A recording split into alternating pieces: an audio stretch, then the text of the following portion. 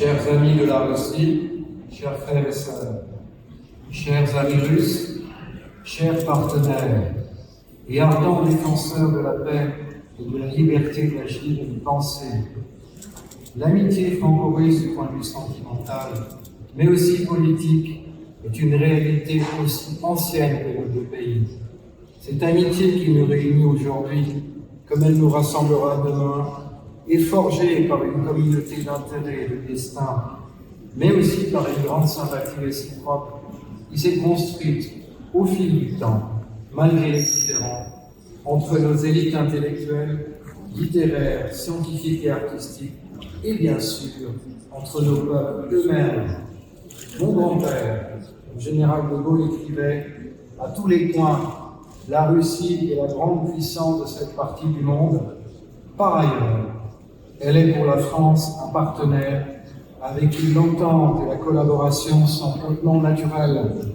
Toute sa vie, en dépit des difficultés de son époque, Charles de Gaulle a défendu la nécessité d'un partenariat avec la Russie, seul garant de la paix, de la prospérité et de l'équilibre de l'Europe et du monde. Il y a là, disait-il, comme un impératif catégorique de la géographie, de l'expérience et du bon sens. C'est cette amitié entre la France et la Russie que je viens défendre aujourd'hui. C'est cet idéal d'une France et d'une Russie partenaires, unis dans la sauvegarde d'un monde multipolaire qui s'oppose au modèle néolibéral et qui préserve la capacité des nations à se développer, à s'émanciper et à choisir librement ses alliés. C'est ce qui nous rassemble ce matin, avec de nombreux autres pays. C'est aussi l'expérience et le bon sens. Les temps de Guerre et de Sébastopol n'ont pas durablement abîmé notre entente, et ce n'est pas la cupidité d'un président ukrainien asservi aux intérêts américains à l'OTAN, ni la soumission d'une Union européenne maintenant largement divisée, ni même les ambitions personnelles de la plupart des dirigeants occidentaux qui viendront la détruire. Ce ne sont pas non plus les États-Unis d'Amérique, considérés par une grande majorité des pays du monde et par les élites américaines elles-mêmes comme les plus grands destructeurs de la paix dans le monde, qui pourront briser cet idéal. Ce ne sont pas, enfin, les décisions d'une coalition irresponsable qui alimente aveuglément une surenchère militaire toujours plus meurtrière au profit des intérêts financiers et industriels qui iront corrompre l'amitié entre nos deux peuples. C'est une lutte qui nous engage tous aujourd'hui. Nous devons dénoncer les mensonges des fauteurs de guerre, rétablir la vérité et la justice, mais aussi défendre une paix durable et négociée. Les Occidentaux ont menti et trahi les accords de Minsk, qui n'ont jamais eu l'intention d'appliquer. Qui plus est, la paix qui avait déjà été acceptée dès le 25 février 2022 par le président Zelensky lui-même, puis fin mars aussi de l'année 2022, sous la médiation d'Israël et de son Premier ministre, M. Bennett, et du président turc Erdogan. Les Américains et les Britanniques, mais aussi les Français et les Allemands, sont venus torpiller ces accords de paix pour le plus grand malheur du peuple ukrainien et de l'Occident. Ils sont soucieux de propager la guerre aux pays limitrophes de la Russie et d'attiser la possibilité d'un conflit avec la Chine, mais aussi avec l'Iran et la Syrie. La paix doit se conquérir et l'amitié se construire autour de ce que nous partageons dans la fidélité et le respect mutuel.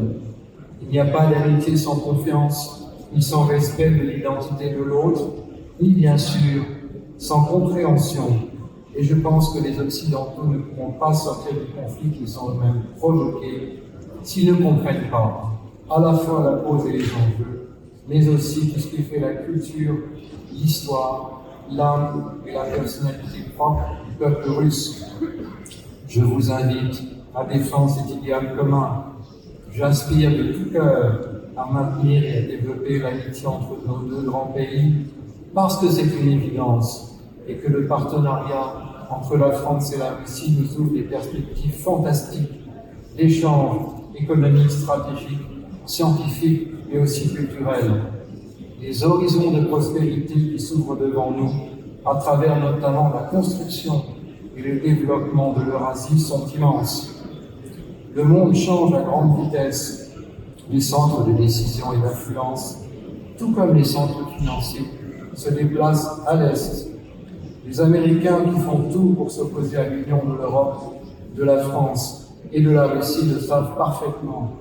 N'aura-t-on pas cette chance? Le conflit actuel est aussi un conflit idéologique pour la défense de nos traditions et des valeurs fondamentales, de la famille et de la religion.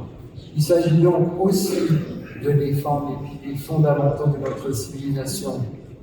Le modèle néolibéral basé sur la consommation à outrance et le culte de la jouissance provoque une perte des repères dans la société moderne et rend malheureux. Parce qu'il repose sur un endettement toujours plus excessif, il aboutit à de grands déséquilibres. La société à coût marginal zéro devient inefficace car elle ne crée plus de valeur. Le diktat financier selon lequel les marchés ont toujours raison crée de grandes crises économiques. Dans ce combat que nous menons, l'opinion publique est la clé. En Occident, le peuple est conscient et sait combien il est manipulé. Les vérités sont apparues déjà dans la lutte contre le Covid-19. Maintenant, l'opinion publique, en France comme en Occident, ne veut pas de lumière qui n'est pas la sienne. Elle commence à se révolter face au danger d'un conflit généralisé. Elle se révolte, en effet, face aux injustices d'une crise économique considérable contre l'OTAN et les Américains qui vont créer justement cette crise. C'est un combat pour la vérité et pour ouvrir les consciences face aux réalités. C'est mon devoir, c'est notre devoir à tous de défendre cet idéal pour que la paix et la prospérité entre nos deux peuples, mais aussi en Europe et dans le monde, soient défendues. C'est notre engagement pour que l'amitié franco-russe et la coopération avec la Russie soient préservées, comme l'avait voulu et si bien compris le général de Gaulle.